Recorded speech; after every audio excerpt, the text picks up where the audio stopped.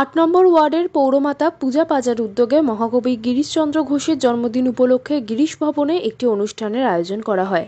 উক্ত অনুষ্ঠানে উপস্থিত ছিলেন বিধায়ক শশী পাজা, কলকাতা কর্পোরেশনের ৭ নম্বর ওয়ার্ডের পৌরপিতা বাপি ঘোষ, ১ নম্বর বোরো চেয়ারম্যান তরুণ সাহা সহ আরও অন্যান্য বিশিষ্টজনেরা। মহাকবি গিরিশচন্দ্র ঘোষের মূর্তির উপর মাল্যদান করে শ্রদ্ধাঞ্জলি জ্ঞাপন করা হয় এদিন।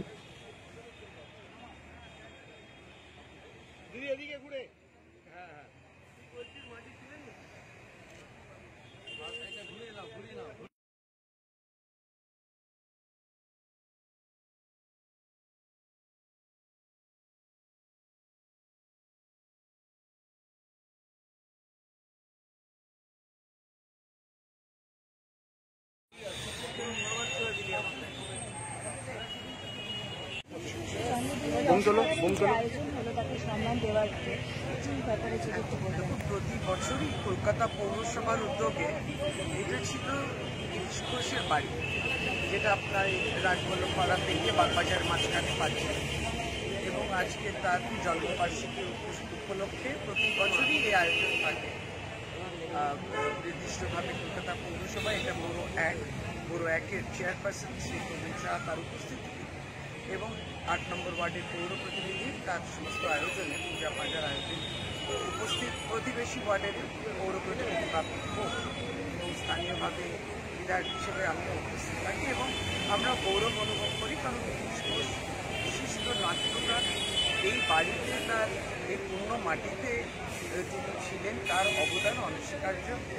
খুবই আমরা তো আবেগে জড়িয়ে যাই, কারণ আমাদের গিরিশ ঘোষকে নিয়ে এখানে প্রচুর আমাদের নাটক কিংবা কাজ কিংবা যারা গবেষণা করে সেটা নিয়ে আমাদের সেমিনার ইত্যাদি সবগুলোই হয়, ফলে তার প্রতি যে একটা আকর্ষণ এবং তাকে জানার কৌতূহলটা কিন্তু এখনও শেষ হয়। এবং যখন আমরা এই চত্বরে থাকি তখন কাছে বলরাম বাড়ি শ্রী ঠাকুরের যেখানে এসেছিলেন এবং মায়ের বাড়ি যেখানে শ্রী মা শ্রী ঠাকুর এবং গিরিশ ঘোষের সে কী বলবো যে সম্পর্কটা, যে একজন একেবারে পুরোদমে নাস্তিক, বিশ্বাস করতেন না, কীভাবে শ্রী ঠাকুর তাকে মানুষের জীবনে তো অনেক এমন সব পাপ ইত্যাদি থাকে কিংবা পদভ্যাস থাকে, তার মধ্যে কীভাবে গিরিশ ঘোষকে শ্রী ঠাকুরের যে অনুরাগ, তার ভালোবাসা, তাকে আশীর্বাদ, সেই সম্পর্কটাও নানাবিধভাবে বিনোদিনী ইত্যাদির মধ্যে দিয়ে উঠে আসা এবং শ্রী ঠাকুরের বাড়ি এখানে। ফলে এই যখন আলোচনা হয়, চর্চা হয়, তখন ঠাকুরের অবশ্যই তার আশীর্বাদ।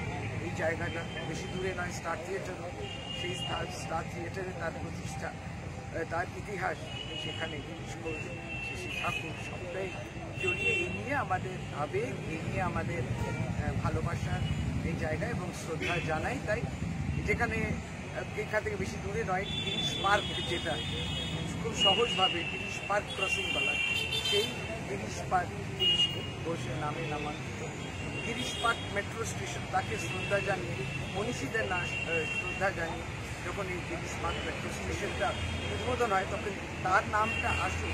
সেই সময় অজিত পাজা তিনিও তার একটা পরামর্শ দিয়েছিলেন। এই সবটাই নিয়ে সব কথাই মনে পড়ে যায়। ভালো থাকুক। আজকে এখানে গিরিশ মঞ্চ তার নামে নামাঙ্কিত।